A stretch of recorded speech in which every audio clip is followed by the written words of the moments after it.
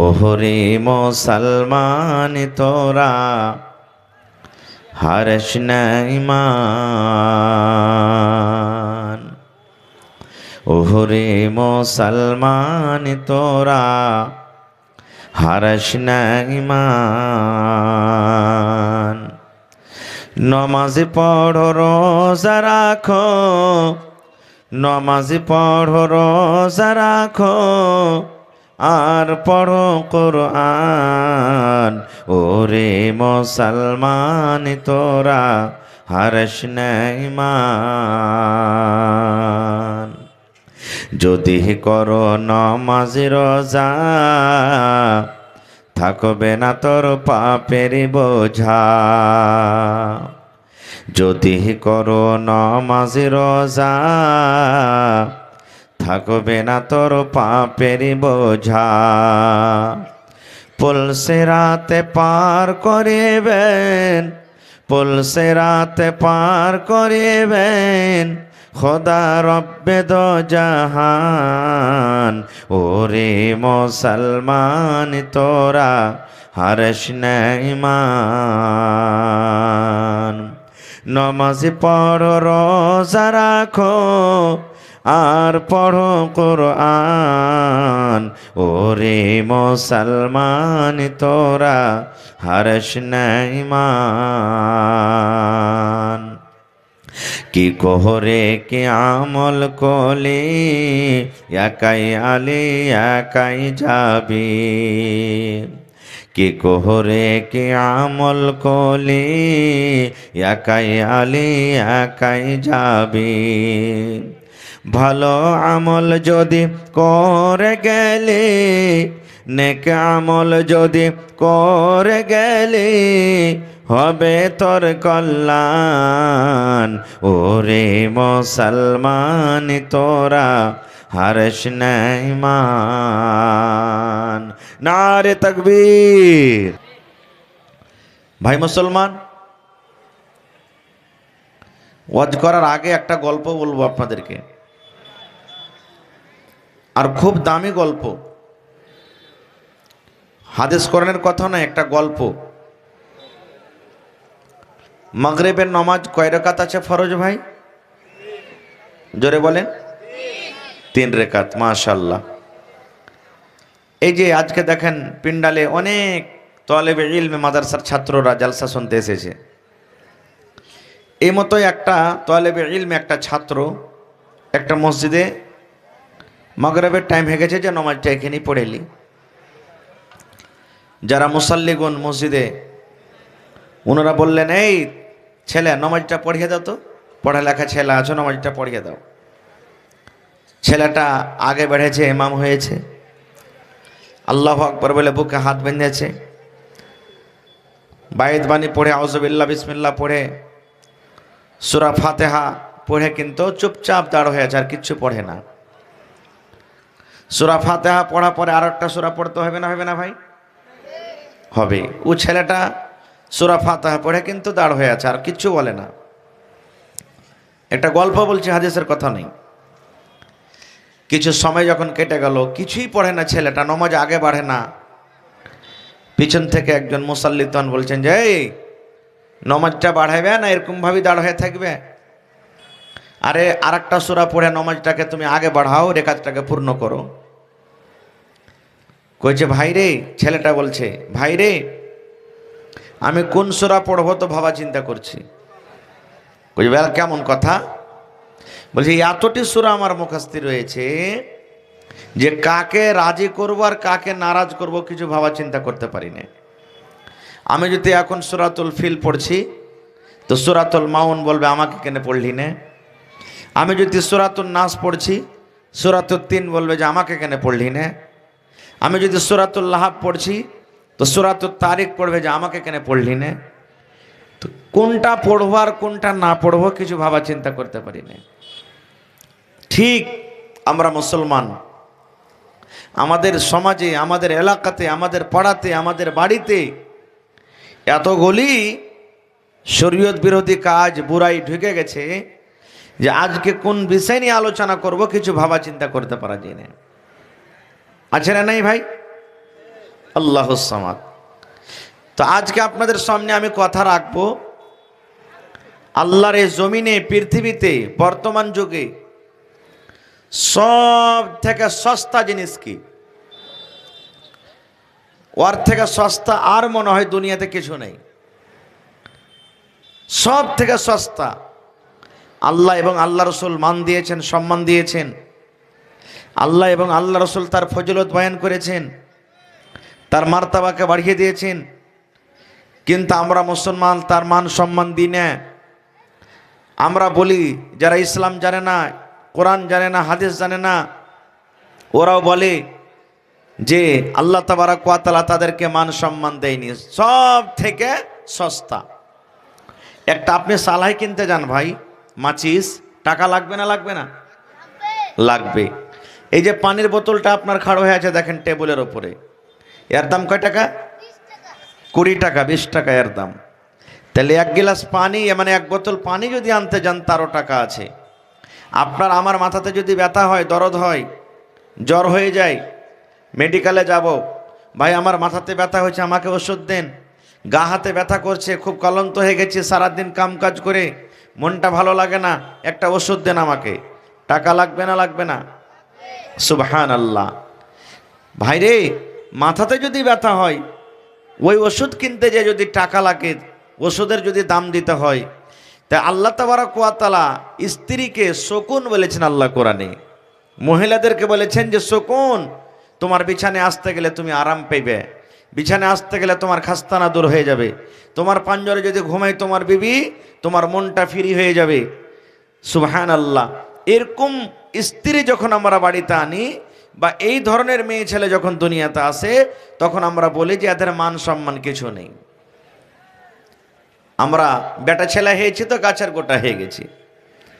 বেটা যদি বাড়িতে খালি হয়ে যায়, খালি মুখে তাপ মানে পাক দিবে, হ্যাঁ এখানে ফোন, ওইখানে ফোন, ওইখানে ফোন, ওইখানে ফোন, যেখানে সেখানে ফোন।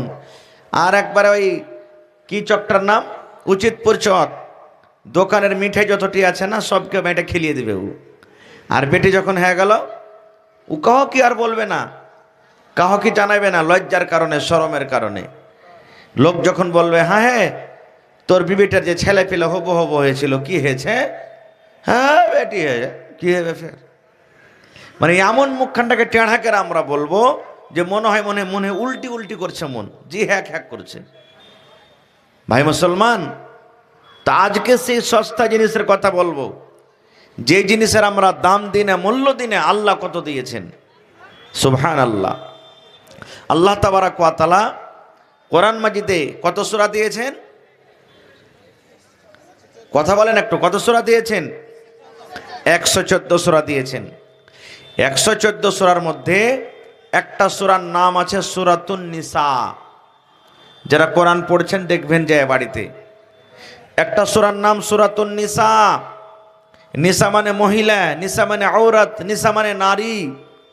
আল্লাহ তাবারাক ওয়া তাআলা মা খালাদের মান সম্মান এত বাড়িয়ে দিয়েছেন, তাদের নামে কোরআনে একটা সূরার নাম আল্লাহ রেখে দিয়েছেন সূরাতুন নিসা। কিন্তু গোটা কোরআন পড়ে দেখেন সূরাতুর রিজাল বলে কোনো সূরার নাম নেই, সূরাতুর রিজাল বলে কোনো সূরার কোরআনে নাম নেই। তাহলে মা খালাদের মান সম্মানের জন্য এটাই যথেষ্ট যে আল্লাহ তাবারাক ওয়া তাআলা তাদের মান সম্মান এত দিয়েছেন কি তাদের নামে কোরআনে একটা সূরা দিয়েছেন সূরাতুন নিসা।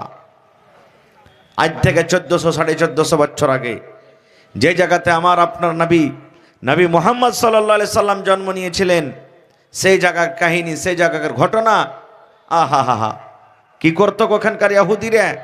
আজকে মুসলমানের সব থেকে বড় দুশ্মন শত্রু হলো কি ইহুদি। একটা পেটি ছেলে হারিয়ে গেল স্টেজের মধ্যে, ছোট্ট পেটি ছেলে, পেলানটা করে দেন দেখতে পাই তো কয় বছরকার? ছোটই কইছে। হ্যাঁ, মা খালারা ছেলে পেলাগুলাকে ভালো করে নিয়ে থাকবেন। জালসাতে ছেলে পেলা হারিয়ে যাচ্ছে মানে জালসা শুনতে আসেনি, ও খালি গল্প করতে এসছে। ছেলে হারিয়ে যাবে কেন জি ভাই? এখন এত ভিড় ভাড়ে ছেলে হারিয়ে যাওয়ার মানে খোঁজাখুঁজি খুব কষ্ট। তো কোনো ভাই যদি কান্দি করে ছেলেটা দেখতে পান তো স্টেজে পৌঁছে দেবেন। ভাই আমার 1400-1450 বছর আগে ইহুদি ওরা সব দিনই মুসলমানের দুশ্মন, আজকে নতুন নয়। যেমন আজকে জুলুম অত্যাচার হয়েছে, হয়েছে কি হয় না? সুবহানাল্লাহ। তো সাহাবাই কেরাম নবীকে এসে বলছেন, হুজুর একটা কথা শুনেছেন? বলছেন কি জি? বলছে ইয়াহুদিরা যখন ওয়ারকে বিবির হাইজ হয়, মাসিক হয়, মা খালার হাইজ হয় মাসে মাসে, 3 দিন 4 দিন 5 দিন 6 দিন করে মা খালারকে হাইজ হয়, মাসিক হয়। তো বলছেন হুজুর, ইয়াহুদিরকে যখন বিবিরকে হাইজ হয় তখন ওয়াকে বিছানে ঘুমাইতে লাই না, স্ত্রীটাকে বলে এই তুই আলাদা হয়ে থাক, তুই নাপাক খেয়ে আছিস, এখন যেদিন তুই নাপাক খেয়ে থাকবি আমার বিছানে আসবি না, আমার বিছানে তুই পা দিবি না, বিছানে ঘুমাবি না, আমার জন্য রুটি করবি না, ঘাঁটি করবি না, ভাত করবি না, ছাতু করবি না, আমার জন্য তুই তরকারি করবি না, পানি নিয়ে আসবি না, যেদিন তুই নাপাক হয়ে থাকবি তুই আমার থেকে দূরে থাক, তুই নাপাক হয়ে আছিস। দেখেন কত জুলুম করত ভাই। এটা তো আল্লাহ রাব্বুল আলামিনের পক্ষ থেকে আল্লাহ তাদেরকে দিয়েছেন যে মাসে মাসে 2 দিন 3 দিন 4 দিন 5 দিন করে তারা নাপাক হয়ে থাকবে। আর সেই কথাটা তারা কত বড় মনে করত, একটা মহিলার পরে কত জুলুম অত্যাচার করত। বিবিকে বলতো তুই নাপাক হয়ে আছিস রে, তুই আমার বিছানা আসবি না, হট তুই এখান থেকে আমার বিছানা থেকে চলে যা। নাবি যখন কথাটা শুনলেন তখন নাবিজি বললেন কি জানেন? রে আমার সাহাবী, এ আমার উম্মতের দল, তোমরা শুনে নাও, ইহুদি যে কাজ করে, খবরদার খবরদার তোমরা নিজের বিবির সাথে সেই কাজ করবে না। ইহুদিরা নিজের বিবির সাথে যে ব্যবহার করে সেই ব্যবহার তোমরা নিজের বিবির সাথে তোমরা করবে না। ওরা নিজের বিবির পরে যেটা জুলুম অত্যাচার করে, খবরদার তোমরা নিজের বিবির ওপরে জুলুম করবে না। নবী আমার বলেছেন, হে মহিলারে, যখন তোমাদের মাসিক হবে, যখন তোমাদের হাজ হবে, তোমরা 2টা কাজ থেকে তোমরা দূরে থাকবে। 2টা কাজ তোমরা করতে পাবে না। 1 নম্বর কাজ নবী বলেছেন, মহিলা যখন তোমাদের মাসিক হবে, হাজ হবে, তোমরা নামাজ পড়বে না। আল্লাহ রাব্বুল আমিন তোমাদের জন্য নামাজকে মাফ করে দিয়েছেন। তোমরা মসজিদে ঢুকবে না, নামাজ তোমরা পড়বে না। জয় দিন তোমরা নাপাক হয়ে থাকবে মহিলা, আল্লাহ রাব্বুল আমিন তোমাদের নামাজকে মাফ করে দিয়েছেন, তোমরা কিন্তু নামাজ পড়বে না। 1 নম্বর কাজ। 2 নম্বর কাজ নবী বলেছেন, মহিলা যদি রমজান মাস চলে আসি, রোজার মাস যদি তোমরা পেয়ে যাও, আর রোজার মাসে যদি কোনো মা, যদি কোনো খালা, যদি কোনো বোন, দাদি, নানি নাপাক হয়েছে, মাসিক চালু হয়েছে, নবী আমার বলেছেন, মহিলা যেদিন তুমি নাপাক হয়ে থাকবে তুমি রোজা রাখবে না গো। আল্লাহ রাব্বুল আমিন রোজা রাখা তোমাকে নিষেধ করে দিয়েছেন, তুমি নাপাক হালাতে রোজা রাখিও না, মাসিকের হালাতে তুমি রোজা রাখিও না। যখন তুমি ভালো হয়ে যাইবে তুমি ওই রমজান মাসে রোজা রাখো।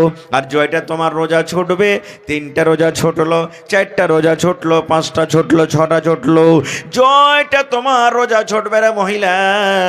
যেমন রমজান মাস চলে যাবে, আর রমজান মাস যখন পার হয়ে গেল, আরও যে সামনে বছর রমজান আসার আগে আগে মধ্যখানে 11 মাস বাঁচলো, এই 11 মাসের মধ্যে তুমি তোমার বাকি রোজাকে তুমি পূর্ণ করে নাও। এই 2টা কাজ মহিলারা করবে না। 3 নম্বরে নবী যে পুরুষরাকে বললেন, হে পুরুষরা তোমরা শুনে নাও, তোমাদের বিবির হাইজ হয়েছে এই বলে তোমরা বিছানা আলাদা করিও না। তোমার বিবি তোমার পাঞ্জরে ঘুমাবে, গায়ে গা লাগিয়ে ঘুমাবে, তোমার কোনো গুনাহ হবে না। তোমার গায়ে গা লাগায়ে ঘুমাবে, একে বিছানায় ঘুমাবে, তোমার গুনাহ হবে না। তোমার বিবি তোমার জন্য তরকারি রান্না করবে, সেই তরকারি তুমি খাবে, তোমার কোনো গুনাহ হবে না, ক্ষতি হবে না। তোমার বিবি তোমার জন্য রুটি করবে, তোমার বিবি তোমার জন্য ভাত রান্না করবে, তোমার বিবি তোমার জন্য সব কিছু করবে। কিন্তু পুরুষে একটা কাজ তুমি শুধু সেই সময়তে করবে না। কি কাজটা যে মৌলানা? এই কাজটা হলো এইটা, যখন তোমার বিবিরা মাসিকের হালাতে থাকবে তখন বিবির সাথে তুমি সহবাস করিও না, বিবির সাথে তুমি মিলন করিও না। এই কাজটা বাদ দিয়ে তুমি দুনিয়ার যত কাজ আছে তোমার জন্য হালাল, এই কাজটা বাদ দিয়ে তোমার তোমার জন্য, তোমার বিবি সব কিছু তোমার জন্য হালাল। যদি তুমি ইচ্ছা করো, তোমার বিবি মাসিকের হালাতে আছে, তোমার বিবিকে যদি তুমি চুমা দিতে চাও তুমি চুমা দিতে পারো। তোমার বিবির গায়ে গা লাগায়ে তুমি ঘুমাইতে পারো, তোমার কোনো গুনাহ হবে না। পুরুষরা একটাই কাজ তুমি শুধু করবে না, তোমার বিবির সাথে তুমি হামবিস্তারি করবে না। কারণ যদি মাসিকের হালাতে কোনো পুরুষ যদি বিবির সাথে মিলন করে, ওই পুরুষের গুনাহ হয়ে যাবে, পাপ হয়ে যাবে, এবং তাকে জরিমানা আদায় করতে হবে। যতক্ষণ জরিমানা না আদায় করবে আল্লাহ রাব্বুল আমিন গুনাহকে মাফ করবেন না। নারে তাকবীর। তাহলে যে ইহুদিরা মাসিক হইতে গেলে বিবিকে আলাদা রাখত, তার হাতের খাইতক না, নবী সেটাকে একবারে শেষ করে দিয়ে বলছেন না, এটা হলো একটা মহিলার পরে জুলুম, খবরদার তোমরা জুলুম করিও না।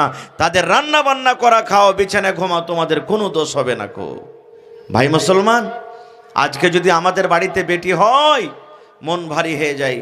কত ভাই আছে বেবি হসপিটালে আছে, বেবি হসপিটালে বাচ্চা হতে গেছে, শুনেছে যে আমার বহুর কিংবা আমার স্ত্রীর পেট থেকে বেটি হয়েছে, ওই স্ত্রীটাকে ভালো করে আর গল্প করবে না খো, ওই স্ত্রীটাকে বাড়িতে নিয়ে আসবে না, ওকে ভালো মতন খাইতে দিবে না, পিনতে দিবে না, কথাতে কথাতে তোকঝোঁক করবে, শাস্ত্রী আছে ওদিক থেকে ঘোঁচা মারবে, ননদেরা ঘোঁচা মারবে, যা জেঠানি ঘোঁচা মারবে, পড়োশে ঘোঁচা মারবে, আর বলবে এ বেটি বিয়ানি লিসি লাগানি, তুই বেটার মুখ দেখতে পাবি রে মাগি, আল্লাহ তোকে কোনোদিন জীবনে বেটা দিবে না খো। এরকমভাবে তাকে তানা দিয়ে দিয়ে কথা বলবে, বলে না বলে না? আল্লাহ তাবারাক ওয়া তাআলা কোরআনে বলেন, ওয়া ইযা বুশিরা আহাদুহুম বিল উনসা যাল্লা ওয়াজহুহু মুসওয়াদ্দান ওয়া হুয়া কাযীম।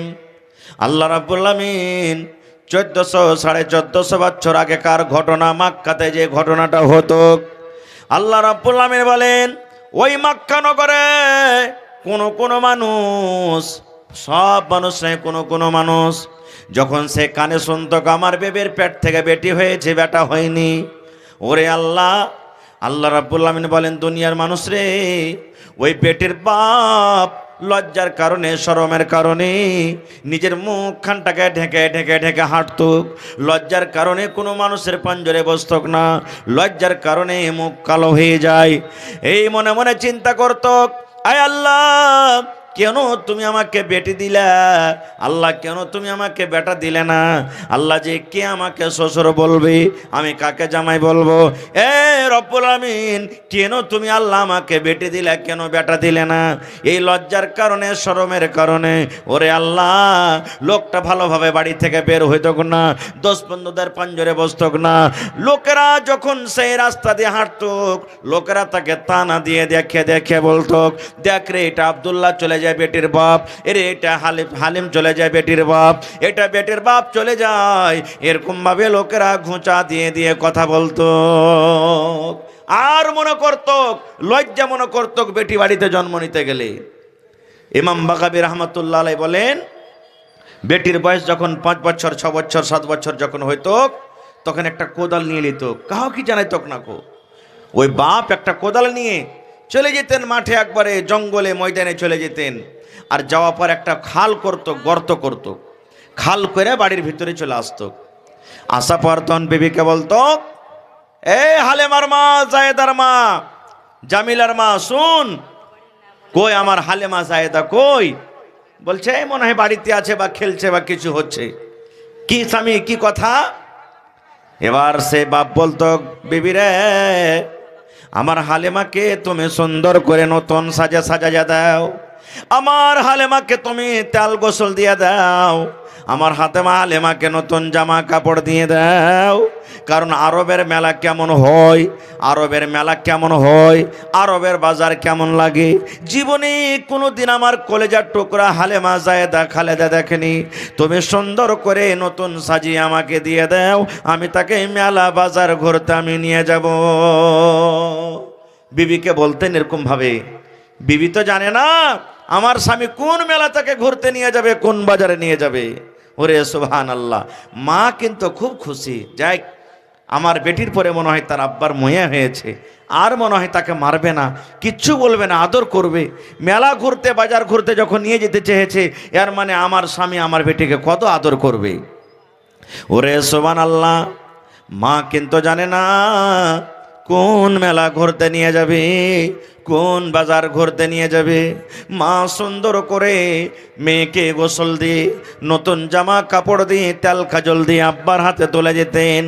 ইমাম বাগাবী রাহমাতুল্লাহ আলাইহি বলেন, হাত খান ধরে হাঁটতে হাঁটতে হাঁটতে হাঁটতে ওই জঙ্গলে বা ওই ময়দানের দিকে চলে যেতেন, যে জায়গাতে বেটিকে দফন করব বলে গর্ত করে এসেছিলেন। চলে যেতেন ওই জায়গাতে যেখানে গর্ত করে এসেছিলেন। এবার হাঁটতে হাঁটতে, যখন হাঁটতে হাঁটতে গর্তর পাঞ্জরে পৌঁছে যাওয়া, এবার বেটি বলতো, আব্বা গো, এইখানে কোনো বাড়ি নাই, কোনো দোকান নাই, কোনো মানুষজন কিছু নাই, কোথায় আপনি আমাকে নিয়ে যাবেন? আব্বা বলতো, বেটি রে, এই মাঠের পর, এই ময়দানের পর একটা সুন্দর মার্কেট আছে, বাজার আছে রে, কলেজার টুকরা, সেই বাজারে তোমাকে নিয়ে যাব। হাইরে মাসুম বাচ্চি, ও তো জানে না কোন মেলা আমার আব্বা জান আমাকে নিয়ে যাবে। এবার হাঁটতে হাঁটতে ওই খালের পাঞ্জরে, গর্তর পাঞ্জরে যখন পৌঁছে যায়, এবার আব্বা জান বেটিকে বলে, হালে মারি, এ আমার জায়দা খালেদা, তুমি একটু নিজের মুড়িটাকে বাড়িয়ে দেখো রে মা, খালটা কত বড়। তুমি নিজের চোখটা বাড়িয়ে দেখো রে মা, খালটা কত বড় রে। সুবহানাল্লাহ। যেমনই কলেজের টুকরা নিজের মাথা কানটাকে বাড়িয়ে যেমন গর্তর দিকে তাকা, আব্বাজান পিছন থেকে হঠাৎ করে এমন জোর করে তাকে একটা ধাক্কা দিল। ধাক্কা দেওয়ার সাথে সাথে কলেজার টুকরা মেয়ে কিন্তু খালে পড়ে যায়। যেমনই খালে পড়ে গেল, এবার খালে পড়ে তখন বলছে, আব্বা গো, তুমি কেন আমাকে গর্ততে ধাক্কা দিলে? আব্বা গো, কি অপরাধ করেছি, কি আমি দোষ করেছি, তুমি আমাকে গর্ততে ফেলে দিলে? আব্বা বলতো, বেটি রে, জীবনের মতো তুমি আজকে আমাকে আব্বা আব্বা বলে ডেকে নাও, জীবনের মতো মাকে মা মা মা মা বলে ডেকে নাও, জীবনের মতো তুমি মাথার ওপরে আকাশটাকে দেখে নাও। আজকের পর তুমি আমাকে আব্বার বলে ডাকতে পাবে না, মাকে মা মা বলে তো ডাকতে পাবে না, কারণ তোমাকে আজকে আমি এই মাটির ভিতরে, এই গর্তর ভিতরে তোমাকে আমি দফন করে চলে যাব। বেটি যখন কথাটা শুনতো, বেটি কাঁদছে, চোখ দিয়ে পানি ঝরছে, আর বলছে, আব্বা গো, আমি কি অপরাধ করেছি গো আব্বা, আপনি আমার হায়াতটাকে শেষ করে দিবেন? আমি কি জুলুম করেছি আপনার ওপরে, কি আমি ক্ষতি করেছি, আপনি আমাকে দফন করে চলে যাবেন?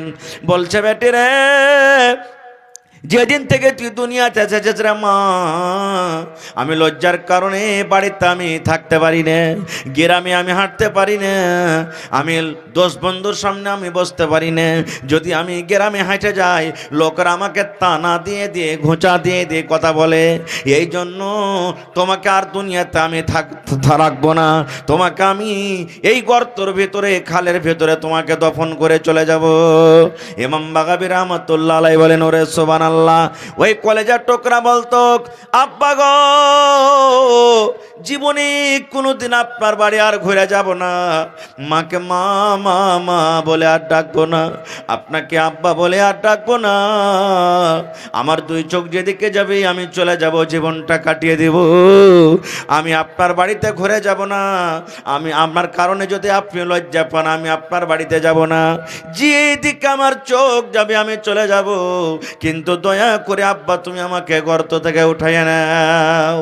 এরকম ভাবে মেয়ে খালে পড়ে পড়ে, গর্ততে পড়ে পড়ে কাঁদতে থাকতো। হায়রে আব্বা জান একটাও কথা না বলে ওই জিন্দা জীবিত বেটিকে ওই খালের ভেতরে, গর্তর ভেতরে দফন করে বাড়িতে চলে যেত।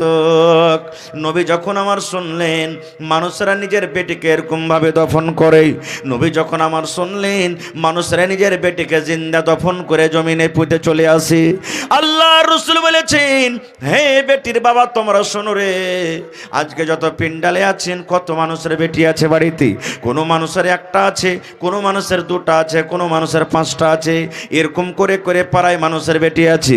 বেটির বাপ শুনেন, সহিহ হাদিস নবী আমার বলেছেন, আল্লাহ রাব্বুল আমিন 2টা মেয়ে দিয়ে যাকে পরীক্ষা করেছেন, আল্লাহ রাব্বুল আমিন 2টা বেটি দিয়ে যাকে পরীক্ষা করেছেন, হাদিসে 2টার কথা আছে, 2টা হোক, 1টা হোক, 3টা হোক 5টা হোক।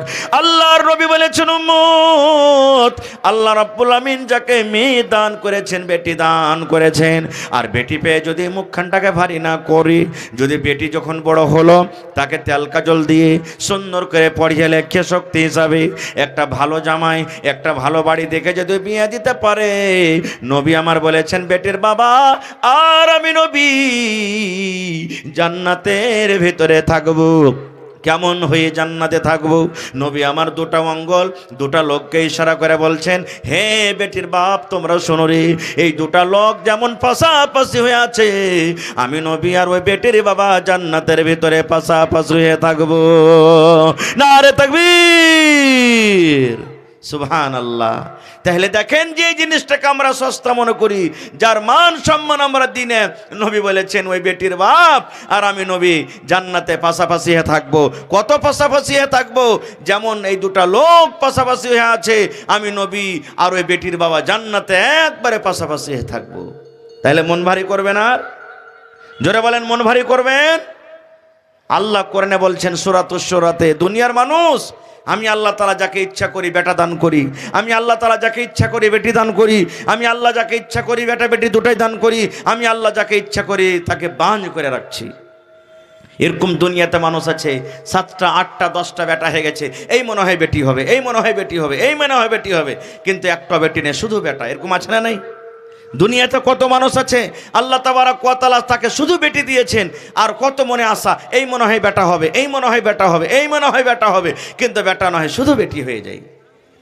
কত মানুষ দুনিয়াতে এমন আছে যে আল্লাহ তাআলা বেটা বেটি দুটাই দান করেছেন।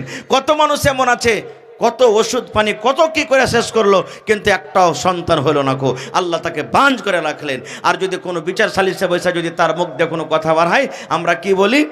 শালা তোর ময়া দয়া নাইবে তোর বুকে বে, তুই একবারই পাথর দিন ওই লেগে শালা আল্লাহ তোকে কোনো বেটা বেটি দেয়নি, তুই সোহাগাদর জানিস না তুই। এই কথাটাই আমরা বলবো। ভাইরে, আমার কাছে একটা বই আছে সুনহেরি আওরাক, ওয়াতি লিখছেন আব্দুল মালিক মুজাহিদ মুসান্নিফ বইয়ের, উনি লিখছেন একটা ঘটনা যে আল্লাহ তাবারক ওয়া তাআলা যে মানুষকে জান্নাত দিবেন, তো জান্নাতের ভিতরে 8টা দরজা আছে। কয়টা দরজা? কথা বলেন, কয়টা দরজা আছে? আর আল্লাহ তাআলা জাহান্নামে যে মানুষকে দিবে, তো জাহান্নামে যাওয়ার জন্য 7টা দরজা আছে। কয়টা দরজা? 7। তো জান্নাতের দরজা বেশি না জাহান্নামের দরজা বেশি? কথা বলেন। জান্নাতের দরজা বেশি, জাহান্নামের দুয়ার 7টা। এবার একটা লোক ছিল, ওর প্রথমে একটা বেটি হলো, মনে মনে ভাবলো মনে হয় বেকার বেটা হবে, কিন্তু না, আবার বেটি হলো। 3 নম্বরে আবার বেটি হলো, 4 নম্বরে আবার বেটি হলো, 5 নম্বরে আবার বেটি হলো, 6 নম্বরে আবার বেটি হলো। মন খারাপ ওর, স্ত্রীকে বলছে, এই শুন, তোকে আর বিছানে লিব না রে, বেটার মুখ তুই আমাকে দেখাবি না, তুই তোর বেটি কোটাকে সবটি লে আর লে নামতে সোঁপ পড়ে শুয়ে থাক। তেল খাজল দেওয়া বন্ধ হয়ে গেল, ফেস পাউডার দেওয়া বন্ধ হয়ে গেল, চিরুনি বন্ধ হয়ে গেল, সাবুন দেওয়া বন্ধ হয়ে গেল। মন খারাপ ওই লোকটার বেটির বাপের, যে তোর বেটি রেখে নিয়ে তুই নামতে থাক, তোর মতন বিবিকে আমি বিছানে নেব না খো। তার 6টা বেটি, একটা নাতে এক লাগাতার 6টা বেটি। একদিনকার ঘটনা, ওই বইয়ে লিখছেন একদিনকার ঘটনা, ওই বেটির বাপ স্বপন দেখছে যে আমি মরে গেছি, আমার মত হয়ে গেছে। আমরা স্বপন দেখি না ভাই? বিয়ের বাড়িতে জানধারসা খাচ্ছি, মাঠে কাম করছি, দোকানে নাস্তা করছি, এই ধরনের লোকটা স্বপন দেখছে যে আমি মরে গেছি। এবার মনে মনে বলছে, আরে ঠিকই আমি মরে গেছি নাকি। একটু পর তখন দেখছে একটা লোক তার কাছে চলে এসছে, আসা পর তখন ওরা হাত খানটাকে ধরে টানছে, চলো। বেটির বাপ বলছে, তুমি আমাকে কোথায় নিয়ে যাবে? বলছে যে তোমাকে জাহান্নামের ভিতরে নিয়ে যাব। তখন ওর মনে হলো যে আসলেই আমি মরে গেছি, কারণ মানুষের জান্নাত জাহান্নাম মরার পর না হইবে, ওর বিশ্বাস থাকলো আসলে আমি মরে গেছি। এবার শোনেন মজার ঘটনা। ওরে সুবহানাল্লাহ, এবার লোকটাকে জাহান্নামের ফেরেশতা যখন হাত কান ধরে টানতে টানতে টানতে জাহান্নামের প্রথম গেট, প্রথম দুয়ারের দিকে নিয়ে যেতে শুরু করেছেন, ওই লোকটার 6টা বেটি, বড় বেটি দৌড়াতে দৌড়াতে দৌড়াতে দৌড়াতে দৌড়াতে দৌড়াতে এরকমভাবে জাহান্নামের প্রথম গেটের সামনে হাত বাড়িয়ে দাঁড় হয়ে গেছেন। এবার জাহান্নামের ফেরেশতা বলছেন, হে আল্লাহর বান্দে, তুমি কে? তুমি কেন আমাদের আগাতে দাঁড় হয়েছো? কেন তুমি হাত দিয়ে তুমি ঘিরে নিলে? কে? ব্যাপারটা কে তুমি? এবার বলছেন, এই জাহান্নামের ফেরেশতা, এটা আমার আব্বা জান। আমরা হলাম 6টা বেটি। আমার আব্বা জানেন আমি প্রথম বেটি, বড় বেটি। আমার আব্বা জান আমাদের চোখের সামনে জাহান্নামের ভিতরে যাবে রে। আমি বেটি হয়ে সহ্য করতে পারবো না, আমি বেটি হয়ে সহ্য করতে পারবো না। এই জন্য জাহান্নামের ফেরেশতা এই গেট দিয়ে আমার আব্বাকে আমি জাহান্নামের ভিতরে আমি যেতে দেব না। এই ফেরেশতা, আমি আমার আব্বাজানকে আমি এই গেট দিয়ে জাহান্নামের ভিতরে যেতে দেব না। খো জাহান্নামের ফেরেশতা আবার হাত কান ধরে টানতে টানতে 2 নম্বর দরজা দিয়ে হাঁটতে শুরু করেছেন। 2 নম্বর বেটি, মাঝো বেটি দৌড়াতে দৌড়াতে হাজির। হে জাহান্নামের ফেরেশতা রে, আমি আব্বার 2 নম্বর বেটি, আমি আব্বার 2 নম্বর বেটি, মাঝো বেটি। আমার চোখের সামনে আমার আব্বা জান জাহান্নামের ভেতরে যাবে, আমি তার বেটি সহ্য করতে পারবো না। এই জন্য জাহান্নামের ফেরেশতা রে, আমার আব্বা জানকে আমি এই গেট দিয়ে জাহান্নামের ভেতরে আমি যেতে দেব না। ইমাম সুবহানাল্লাহ। এবার মুসান্নিফ বলছেন, সেই কেতাবি 3 নম্বর গেটে 3 নম্বর বেটি হাজির হয়ে গেল, 4 নম্বর গেটে 4 নম্বর বেটি হাজির হয়ে গেল, 5 নম্বর গেটে 5 নম্বর বেটি হাজির হয়ে গেল, 6 নম্বর গেটে 6 নম্বর মেয়ে কলেজার টুকরা হাজির হয়ে গেল। এই জাহান্নামের ফেরেশতা, আমি আব্বার 6 নম্বর মেয়ে, 6 নম্বর বেটি, আমি আমার আব্বা জানকে জাহান্নামের ভিতরে আমি যেতে দেব না। কয়টা গেট বাঁচলো জি ভাই? আর কয়টা বাঁচলো? একটা কিন্তু এখন আছে, আর ওর বেটি আছে, আর বেটি নাই আর। এবার 6 নম্বর গেট থেকে যখন বেঁচে গেল, ওই বেটির বাপের চোখ দিয়ে ঝরঝর ঝরঝর ঝরঝর করে পানি ঝরতে শুরু হয়েছে। বেটির বাপ কিন্তু কাঁদতে শুরু করেছে। এবার জাহান্নামের ফেরেশতা তখন বলছেন, আল্লাহর বান্দা, তুমি কাঁদো কেন? এখনো তুমি জাহান্নামের ভিতরে যাওনি রে, এখনো জাহান্নামের তুমি মজা খাওনি। কি কারণে তুমি কাঁদো? তোমার চোখে কেন পানি? এবার কাঁদতে কাঁদতে বলছে জাহান্নামের ফেরেশতা রে, এখনো আমি জাহান্নামের ভিতরে যাইনি, এখনো আমি জাহান্নামের মজা পাইনি, জাহান্নামের শাস্তি আমি পাইনি। কিন্তু এই জন্য কান্দে রে ফেরেশতা, আজকে আমাকে 7 নম্বর গেট থেকে আমাকে কে বাঁচাবে? আল্লাহর কাছে দোয়া করছেন, আল্লাহ তুমি আর যদি আমাকে আর একটা বেটি দিতে। আল্লাহ 6টা বেটি আমাকে 6 নম্বর গেট থেকে বাঁচিয়ে নিল, আর একটা দরজা, একটা গেট বেঁচে গেছে। আল্লাহ যদি আজকে আমার আর একটা বেটি থাকতো, আমি 7 নম্বর গেট থেকে আমি বেঁচে যাইতাম। কে আমাকে বাঁচাবে 7 নম্বর দুয়ার থেকে? এই জন্য আমি কাঁদছি। এই কাঁদতে কাঁদতে তার স্বপন কিন্তু ভেঙে গেল। ছোট্ট করে বলছি ঘটনা, স্বপন ভেঙে গেল। এবার স্বপন যখন ভেঙেছে, দেখছে আরে রাত মোটামুটি 12, 1, 2টা রাত। ওর বিবিকে দেখছে সমস্ত বেটিরাকে নিয়ে নামতে শুতে আছে, বড় বড় মশাতে ফুঁড়ছে, কতদিন থেকে মাথাতে তেল নাই, চিরুনি করেনি, সাবুন মাখেনি, কত কাপড়টা নোংরা হয়ে আছে, শুতে আছে। আর বলছে আমি তো স্বপন দেখছিলাম। তখন আফসোস করে বলছে, আল্লাহ যদি আজকে আমার স্বপনটা যদি সত্য হইতো, তাহলে আমার অবস্থা কি হইতো? এবার চোখ দিয়ে পানি ঝরছে, কাঁদতে কাঁদতে বিবিকে নিন্দের হালাতে, ঘুমের হালাতে তুলে বিছানে রাখলেন, সমস্ত বেটি রেখে রাখলেন। ঠিক ফজরের টাইমে, ফজরের সময়তে মুয়াজ্জিন সাহেব যখন আজান দিয়ে দিয়েছে, আজান দেওয়ার সাথে সাথে বিবির চোখ খুলে গেছে। বিবি তখন এবার চোখটা খুলে দেখছে, হারে আমার বিছান তো ছিল নামতে, কেমন করে আমি পালঙ্গের ওপরে এলাম? মাথা লেড়ে দেখছে, হারে আমার মাথাতে তো সীতা করা ছিল না, তেল ছিল না, কে আমাকে তেল দিল? আমার চুলে কে চিরুনি করে দিল? এবার স্বামীর দিকে দেখছে, কান্দা কান্দা কান্দা তার চোখ কিন্তু লাল হয়ে গেছে। কান্দা কান্দা চোখের পাতাগালা ফুলে গেছে। এবার বলছে, স্বামী গো, এত রাতের বেলাতে কেন আপনি কাঁদছেন? কি হয়েছে আপনার? এত রাতের বেলাতে না ঘুমিয়ে আপনার চোখে পানি দেখি, আপনি তো কান্দা কান্দা চোখকে ফুলিয়ে দিয়েছেন, চোখ আপনার লাল হয়ে গেছে। বলছে, বিবি রে, আমি রাতের বেলাতে স্বপ্ন দেখেছি রে বিবি। এরকম এরকম ঘটনা, গোটা ঘটনা শুনিয়ে দিলেন। বলতে বলতে বলতে এরকম ভাবে বিবিকে বুকে জড়িয়ে ধরছে। বলছেন, বিবি রে, জীবনে তোমার উপরে কত জুলুম করেছি, অত্যাচার করেছি, আর তোমার পরে জুলুম অত্যাচার করব না। তুমি দয়া করে আমাকে মাফ করে দাও, দয়া করে তুমি আমাকে মাফ করে দাও, দয়া করে তুমি আমাকে মাফ করে দাও, আর তোমার পরে আমি কোনোদিন জুলুম অত্যাচার করব না। ভাই মুসলমান, ঘটনা বলার উদ্দেশ্য হলো এই, আল্লাহ তাবারাক ওয়া তাআলা বেটি রূপে যাকে বেটি দান করেছেন, এটা আল্লাহ রাব্বুল আলামিনের পক্ষ থেকে একটা দয়া, একটা নিয়ামত। কিন্তু আজকে আমরা মুসলমান সেই নিয়ামতটা পেয়ে আল্লাহুস সামাদ, আজকে আমরা মন ভারী করছি বেটির মান সম্মান দিনে। দিনে ইসলাম, শরীয়ত, আল্লাহ এবং আল্লাহ রসুল মেয়েদের মান সম্মান যতটুকু বাড়িয়ে দিয়েছেন, দুনিয়ার কোনো ধর্মে এরকম মেয়েদের মান সম্মান বাড়া হয়নি। আর একটু আগে চলেন, নবীজি নিজের মেয়েকে কত ভালোবাসতেন জানেন? এটা সহিহ হাদিস। একদিনকার ঘটনা। নবীজির ছোট মেয়ের নাম কি বলেন তো আপনারা?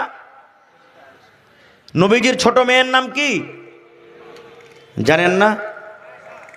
আয়েশা। নাউজুবিল্লাহ। আয়েশা হলো বিবির নাম। নবীজির ছোট বেটির নাম হলো ফাতেমা রাদিয়াল্লাহু তাআলা আনহা। সব থেকে ছোট বেটি, কলিজার টুকরা।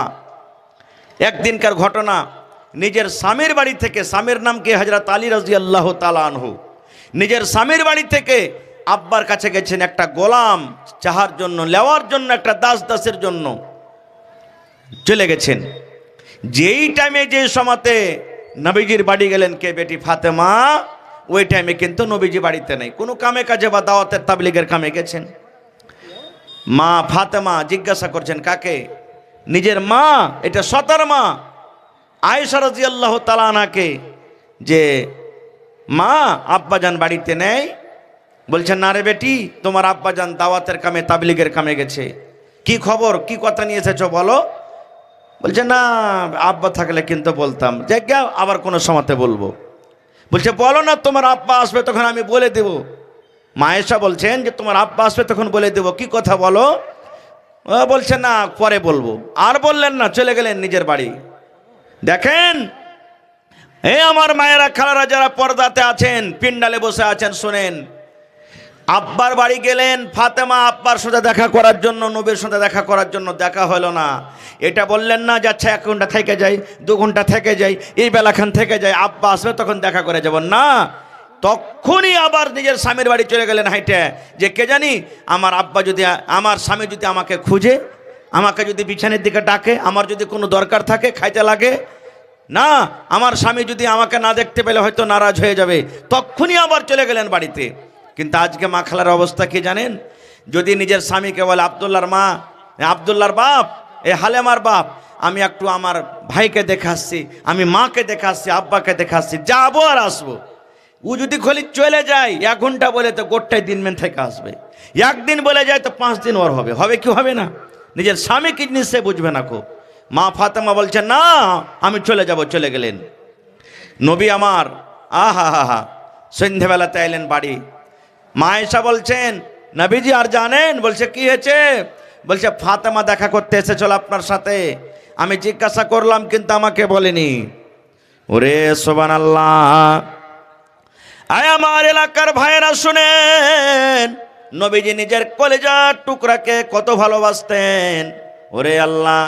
যখন মা আয়েশা বলেন, আপনার কলিজার টুকরা ফাতেমা আপনার সাথে দেখা করার জন্য এসেছিল, তখনই নবী বাড়িতে না থেমে, নবী আমার সেই টাইমে, রাতের বেলাতে নবী আমার বেটের সাথে দেখা করার জন্য চলে গেলেন। ওই টাইমে, ওই সময়তে 10,000 নাকি জি? 1 হাত মানে 50,000, 5,000। আচ্ছা ভাই, প্রথম কলম এসছেন, আল্লাহর রাস্তায় দেন, কবরস্থান আখারাতের ঘর, আখারাতের জায়গা, আল্লাহ আপনাকে ভালোবাসবে ইনশাল্লাহ, দেন। জি, 5,000 নগদ, 5,000 দিয়ে দিবেন পরে ইনশাল্লাহ। হ্যাঁ, জমিন কিনতে হবে ভাই। বর্তমান সরপঞ্চ নাকি? কি নাম আপনার? নাম সরপঞ্চ ইস্তাব আলী সাহেব। 10,000, 5,000 নগদ আর 5,000 ইনশাল্লাহ দিয়ে দিবে। নারে তাকবীর, মাশাল্লাহ। দেখেন এতটি হরেন বাজছে, সব দুনিয়ার একবার 2-4 কিলোমিটার দূর থেকে শুনে নিয়েছে। হ্যাঁ, 5,000। আচ্ছা আচ্ছা, তো এক কাম করেন, আর 2,000 টাকা দিয়ে দেন সরপঞ্চ সাহেব। 7,000 টাকা করে দেন। হ্যাঁ, 7,000 করে দেন। জানেন আমার মৌলানা বলে দিলেন, তাও আর 2,000 টাকা দিয়ে 7,000 করে দেন। কসম খেয়েছেন নাকি ভাই? কসমটা তো ভাঙ্গেন কমসে কম। হ্যাঁ আল্লাহ, লেখেন 2,000 টাকা লেখেন, তো দিয়ে দেবেন ইনশাল্লাহ। আচ্ছা 1,000 টাকা পুরিয়ে দেন, 1,000 করে দেন। আচ্ছা দেন, ঠিক আছে, আমি হাদিসটা বলে নিই, তারপর ইনশাল্লাহ আপনাকে দোয়া দিচ্ছি। এবার নবীজি তখনই কিন্তু বেটির সাথে দেখা করে চলে গেলেন। দরজাতে গিয়ে ইজাজত চাইছেন, অনুমতি চাইছেন। ফাতেমা, আলী তোমরা বাড়িতে আছো? ফাতেমা রাদিয়াল্লাহু তাআলা আনহা বলছেন, আমরা কিন্তু বিছানায় শুইতে গেছি, চোখ বন্ধ হয়নি, জায়গা আছি, কিন্তু শুইতে গেছি।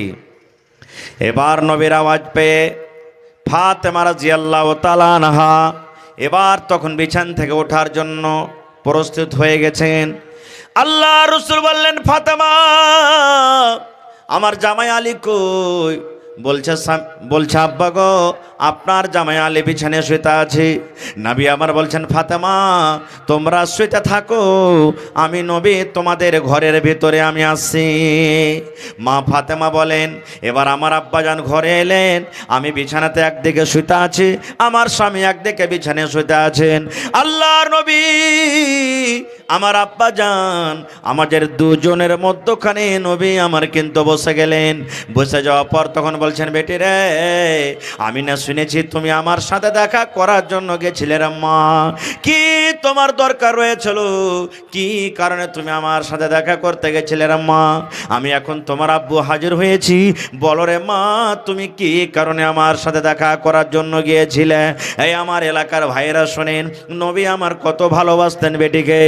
যেমনই নবী শুনলেন আমার বেটি আমার সাথে দেখা করার জন্য এসেছিল, নবীজি 1 সেকেন্ড আর বাড়িতে দাঁড়ালেন না, তখনই চলে গেলেন। যখন নবী বললেন, বেটি রে, কি কারণে তুমি আমার সাথে দেখা করার জন্য তুমি এসেছিলে রে মা, বলো তো। আমার মায়েরা, এবারে ফাতেমা নিজের হাত খানটাকে এরকম ভাবে কিন্তু দেখান, আব্বা গো, এই যে দেখেন, আপনি আমার হাত দেখেন, আব্বা আমার হাত দেখেন, আব্বা গো আমার হাতের দিকে দেখেন। আল্লাহর নবী যেমনই নিজের বেটির হাত দেখলেন, ওরে সুবহানাল্লাহ, হাতে কিন্তু বড় বড় বড় বড় ফোঁসা পড়ে গেছি, কত ফোঁসা সাদা হয়ে আছে, কত ফোঁসা কিন্তু গলে গলে গেছি, হাতটা রক্তে রক্তিত হয়ে আছে, লাহুলাহান হয়ে আছে, হাতে ফোঁসা পড়ে গেছে। এবার নবী তখন বলছেন, মারে তোমার হাতে কেন ফোঁসা পড়লো, তোমার হাতে কেন ফোঁসা পড়ে আছে? বলছে, আব্বা গো, আপনার জামাইয়ের বাড়িতে কাম কাজ করে করে যাতা পিছে পিছে ইন্দারা থেকে পানি তুলে তুলে, কুয়া থেকে পানি তুলে তুলে আপনার আমার হাতে কিন্তু ফোঁসা পড়ে গেছো গো আব্বা। যাতা পিছে পিছি ইন্দারা থেকে কুয়া থেকে পানি তুলে তুলে স্বামীর বাড়িতে কাম কাজ করে করে আমার হাতে ফোঁসা পড়ে গেছে। সুবহানাল্লাহ। দেখেন নবীর বেটি নিজের স্বামীর বাড়িতে কাম কাজ করে করে হাতে ফোঁসা পড়ে গেছে। আহা হা হা, আজকে যদি আমরা হইতাম কি বলতাম, এই বেটি শোন, বিছান কথা যা ছেলে তো তুই ই কাঞ্জুসের বাড়িতে আর থাকতে হবে না, চল, ইয়া তো কেরা বাড়িতে কাম করতে পারা যাবে না, তাড়াতাড়ি কেরা পরিয়ে বিস্তারলে আর চল বাড়ি চলে যা। আমার কোনো বহিন যদি মাকে ফোন করে, মা গে কোন বাড়িতে তুই বিয়ে দিলি গে মা, আর এই মিনসার ভাত খাইতে ভালো লাগে না গা মা, শুধু কাম কাজ করাইছে। কত মা খালা এমন আছেন, বুঝাবে না রে বেটি, শ্বশুরের বাড়িতে থাকতে গেলে কাম করতে হবে, শ্বশুরের বাড়িতে থাকতে গেলে ভালোভাবে থাকতে হবে, বুঝাইবে। আর কত মা খালা এমন আছে, এক কাম কর না, তুই তো বেকার আয়, তুই তো বেকার আয়। এবার যেমনই চলে গেল তখন ফোন করে ডাকবে, হাজি আমাকে আনতে আসবে না, 5 দিন 7 দিন যখন হবে আনতে আসবে না? বলছে যাবো। ই বেচারি কোনো রকম গেছে 5 দিন 7 দিন পর বিবিকে আনতে, আর 2-4টা চাংড়া খাড়ো করে তখন বাস হাত কান ধরে খুঁটিতে বাঁধিয়া নেড়াতে 2-4 বাড়ি দিয়ে তখন বলছে, এই তোর বাড়িতে আমার বেটি ভাত খেতে পারবে না, মরার বেটা মরা। 3 লাখ টাকা তোকে দিয়েছি, 2 লাখ টাকা আমার বিয়েতে খরচা হয়েছে, 5 লাখ টাকা দে, 10টা মানুষ ডাক, আর দে আমার বেটিকে তালাক করে তুই চলে যা। এরকম হয়েছে কি হয়নি? শেরশাহবাজিতে আমাদের এরকম হয়েছে। কিন্তু ওরে সুবহানাল্লাহ, নবী আমার বেটির হাত দেখলেন, ফাতেমার হাতে কিন্তু ফোঁসা পড়ে আছে। ওরে আল্লাহ, এ আমার ভাইয়েরা মায়েরা খালারা শোনেন, নবী তখন বলছেন, বেটি রে তুমি আমাকে হাত দেখে কি বলতে চাইছো রে মা? বলছে, আব্বা গো, আমাকে যদি আপনি একটা গোলাম দিতে পারতেন, একটা দাসী গোলা দিতে পারতেন, আমার কাজে আরাম হতো, আমার স্বামীর বাড়িতে কাম কাজ করতো, আমি আপনার মেয়ে আরাম পাইতাম। এই জন্য একটা গোলাম চাইতে গেছিলাম, একটা চাকর চাইতে গেছিলাম। যদি চাকর গালা একটা দিতে পারতেন, আমি শুনেছি লড়াইতে আপনি অনেক চাকর পেয়েছেন, দাস দাসী পেয়েছেন, ওই দাসী গোলা যদি আপনি আমাকে দিতে পারতেন, আমার বাড়িতে কাজ করতো। নবী তখন বলছেন, বেটি তুমি আমার কাছে গোলাম চাইছো, তো গোলাম থেকে যদি একটা ভালো জিনিস তোমাকে দিতে, কোনটা নিবে তুমি? গোলাম নিবে না ভালো জিনিস নিবে? উদাহরণস্বরূপ বলি, আপনার কাছে যদি আপনার বেটি যে বলে, আব্বাজি একটা ছাগল গলা দেও তো, দান দো একটা ছাগল গলা, তো আপনি যদি বলেন, হারে বেটি ছাগল নিয়ে কি করবি, চল তোকে 30,000 টাকা দিয়ে একটা গাই গলা কিনে দেবো, তো আপনার বেটি ছাগল নিবে না গাই নিবে বলেন তো? জোরে বলেন, কি নিবে জি ভাই? গাই নিবে। আমার নবী বলছেন, বেটি রে তুমি আমার কাছে গোলাম চেয়েছ রে মা, তাইলে গোলাম থেকে ভালো জিনিস দিলে তুমি সেটা নিবে কি নিবে না? মা ফাতেমা বললেন, আব্বা গো আমি গোলাম চেয়েছি, গোলাম থেকে যদি ভালো জিনিস আপনি আমাকে দেন, আমি সেই ভালো জিনিসটা নিব। ভালো জিনিস কি আমি পরে বলছি, কথাটাকে রেখে দিলাম। তার আগে আমি বলি আপনাদেরকে, ফাতেমাটা কে? কে হলো ফাতেমা? ফাতেমা কে? আরে আল্লাহ, আল্লাহর নবী বলেছেন, শেষ নবী আমি দুনিয়াতে এসেছি, আমার পর নবী হয়ে দুনিয়া তার কেউ আসবে না। আমি শেষ নবী, শেষ পয়গম্বর, ইমামুল আম্বিয়া। যত নবী দুনিয়াতে এসেছিলেন, সমস্ত নবীদেরকে নামাজ পড়ালছেন, ইমাম হয়েছেন সেই নবীর বেটি ফাতেমা। নবী আমার বলেছেন, আল্লাহ রাব্বুল আমিন আমাকে প্রথম নম্বরে বলবেন, নবী গো যাও তুমি জান্নাতের দুয়ার খুলে দাও, জান্নাতের গেট খোলো। আল্লাহ রাসূল বলেছেন, আমি শেষের বেলাতে এসেছি, কিন্তু ওরে সুবহানাল্লাহ, আমি নবী সর্বপ্রথম জান্নাতের দুয়ার খুলবো, আর আমার উম্মত হিসাব কিতাব করে যতক্ষণ পর্যন্ত জান্নাতের ভিতরে না যাবে, অতক্ষণ পর্যন্ত কোনো নবীর উম্মত জান্নাতের ভিতরে যেতে পারবে না। এরকম নবীর বেটি ফাতেমা নিজের স্বামীর বাড়িতে কাম কাজ করে করে হাতে ফোঁসা পড়ে যেত। আর ফাতেমাকে আহা, আল্লাহ রাসূল সাল্লাল্লাহু আলাইহি সাল্লাম 10 জন নবী, 10 জন সাহাবীর নাম লিয়েছেন, যাকে আশরায়ে মুবাশশারা বলা হয়। এই আব্দুর রহমান তুমি জান্নাতে যাইবে, এই সাদ তুমি জান্নাতে যাইবে, এই আবু বকর তুমি জান্নাতে যাইবে, হে উমর তুমি জান্নাতে যাইবে, হে সাঈদ তুমি জান্নাতে যাইবে। 10 জন সাহাবীদের নাম লিয়েছেন। তার মধ্যে একজন সাহাবী ছিলেন কে? আলী রাদিয়াল্লাহু তাআলা আনহু। নবী আমার বলেছেন, আলী তুমি জান্নাতে যাইবা। দুনিয়াতে তারা জান্নাতের খুশখবরি পেয়েছেন, দুনিয়াতে জান্নাতের সার্টিফিকেট পেয়েছেন, আলে তুমি জান্নাতে যাইবা। ওরে সুবহানাল্লাহ, এরকম জান্নাতে মানুষ যে দুনিয়াতে জান্নাতের সার্টিফিকেট পেয়েছেন, এরকম জান্নাতে মানুষের বিবি হলেন কে? ফাতেমা রাদিয়াল্লাহু তাআলা আনহা, যে নিজের স্বামীর বাড়িতে কাম কাজ করে হাতে ফোঁসা পড়ে যেত। আর কে ফাতেমা? একদিনকার ঘটনা, নবীজি জিবরিল ফেরেশতার সাথে গল্প করছেন, তখন হাসান হোসেন ছোট বাচ্চা, 5-7 বছরকার বাচ্চা, 2-4 বছরকার বাচ্চা, হঠাৎ করে কাঁদতে কাঁদতে নবীর পাঞ্জরে বসে গেছেন যাইয়া। হযরত জিবরিল আর নবীজি একটুখানি দূরে গল্প করছেন, আর আল্লাহ রাসূল সাল্লাল্লাহু আলাইহি সাল্লামের নাতি হাসান এবং হুসেন কাঁদছেন, কাঁদতে কাঁদতে নবীর পাঞ্জরে বসে গেছেন। এবার তখন জিবরিল ফেরেশতা বলছেন, নবী গো এটা কে? বলছে আমার নাতি। জিবরিল ফেরেশতা বলছেন, নবী গো আপনার নাতিকে আপনি কত ভালোবাসেন, এবার নবী বললেন, জিবরিল রে, আমার নাতিকে আমি অত ভালোবাসি, যে আমার নাতিকে ভালোবাসে সেই নবী যেন আমাকে ভালোবাসলু। আমার নাতিকে যে মহব্বত করে আমার সাথে মহব্বত করলু, আর আমার নাতিকে যে ভালোবাসে না, মহব্বত করে না, সেই যেন নবী আমি আমার সাথে সে মহব্বত করলো না। এবার জিবরিল আমির বললেন, নবী গো, যে নাতিকে আপনি এত আদর দেন, এত ভালোবাসেন, তার ভালোবাসা তো আপনার ভালোবাসা, তার নারাজগিকে আপনার নারাজি। আপনার মরে যাওয়ার পর, আপনার দুনিয়া থেকে চলে যাওয়ার পর একটা এমন সময় আসবে, একটা এমন টাইম আসবে, আপনার এই নাতিকে কিছু মানুষেরা তীর দিয়ে, বললাম দিয়ে, তালোয়ার দিয়ে, কত রকম কষ্ট আঘাত দিয়ে আপনার নাতিকে দুনিয়া থেকে শহীদ করে দেবেন। যেমন কথাটা শুনলেন, এবারে নবী বলছেন, জিবরিল রে, আমার এই নাতিকে এত আদর করি, আমার নাতিকে মারবি, আমার এত নাতিকে কষ্ট দিয়ে মারবি? বলছে, হ্যাঁ, আপনার নাতিকে শহীদ করে দিবে। এবার নবী বললেন, জিবরিল, আমার নাতিকে যখন মারবে আমি নবী সেই সময়তে বাঁচবো না, থাকতে পাবো না। কিন্তু জিবরিল রে, যেই জায়গাতে আমার নাতিকে মারা হবে, তুমি দয়া করে ওই জায়গাটা, ওই জমিনখানা তুমি আমাকে একবার দেখাও তো, যেই জায়গাতে আমার নাতিকে শহীদ করা হবে। ওরে আল্লাহ, এবার আল্লাহ রাব্বুল আমিনের আদেশে জিবরিল আমিন সেই জায়গাটা, সেই জমিনটা, যেই জায়গাতে নবীর নাতিকে শহীদ করা হয়েছে, আল্লাহ রাব্বুল আমিনের আদেশে সেই জমিনখানটা নবীকে দেখিয়ে দেওয়া হলো। শুধু তা নয়, আল্লাহ রাসূল বলেছেন, যত নওজওয়ান, যত যুবকরা জান্নাতের ভিতরে যাবে, যত নওজওয়ান জান্নাতের ভিতরে যাবে রে, আমার নাতি হাসান হোসেন জান্নাতের ভিতরে যাবে। এবং শুধু জান্নাতে যাবে না, সমস্ত নওজওয়ান, সমস্ত যুবকের জান্নাতের ভিতরে সর্দার হবেন আমার নাতি হাসান হোসেন।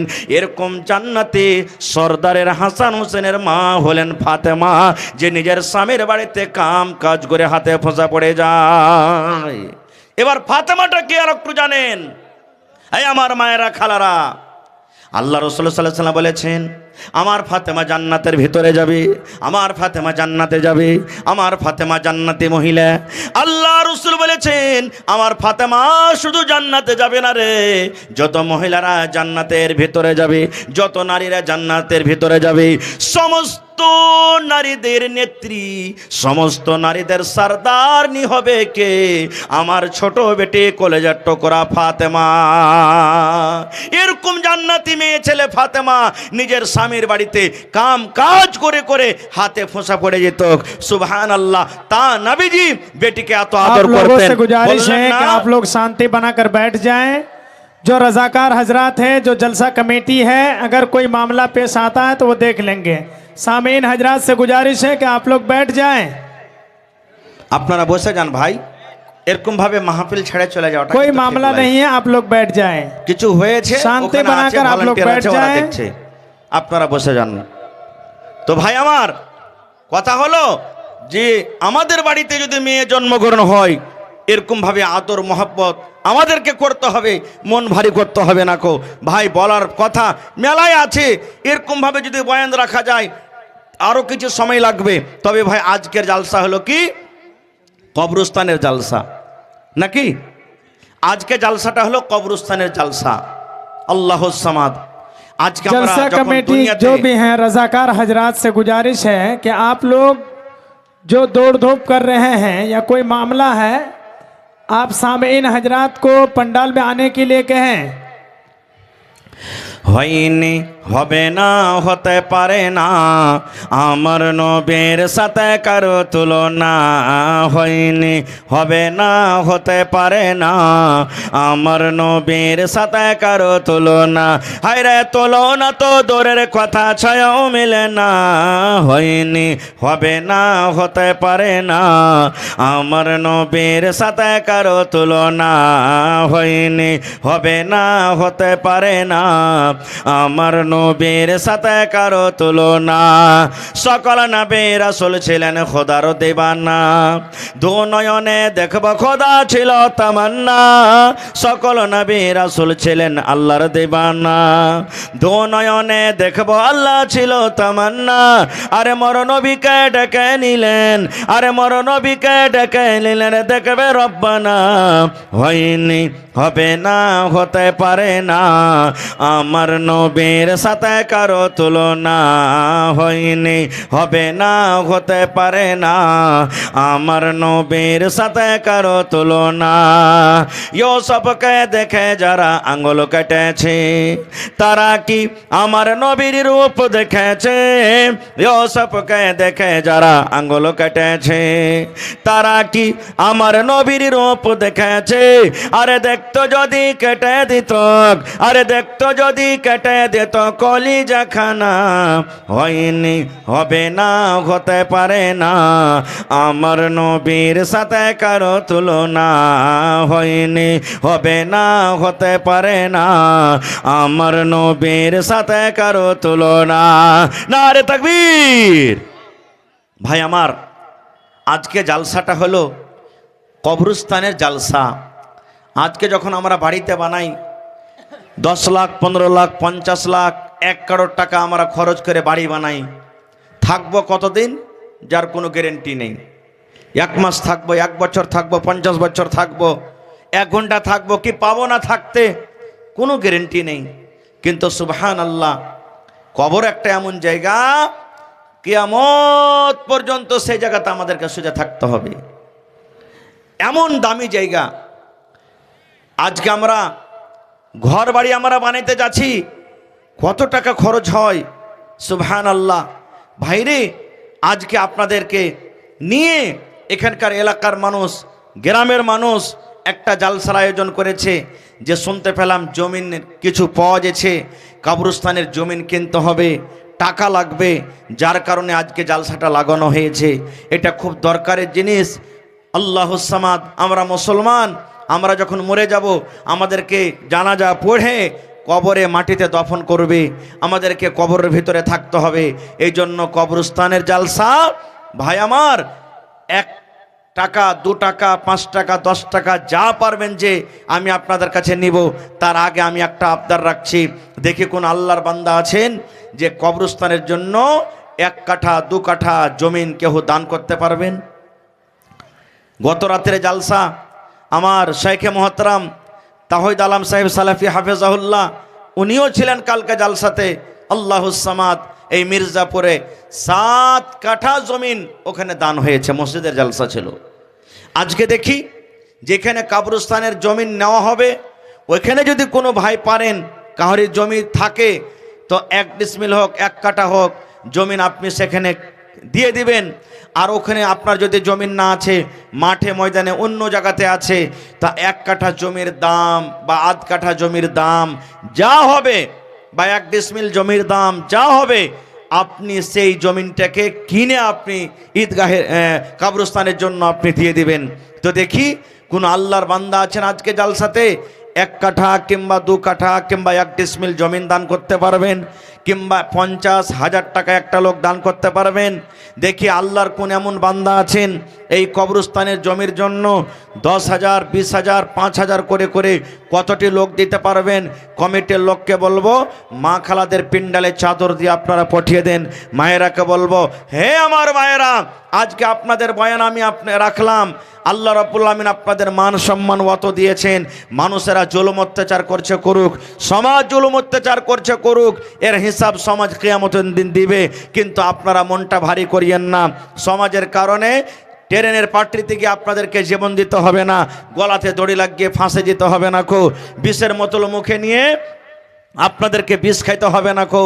এই জন্য মায়েরাকে বলবো, চাদর আপনাদের হয়তো পেন্ডালে ঘুরছে কিংবা যাচ্ছে, আপনারা চাদর ভর্তি করে করে এই আখিরাতের ঘর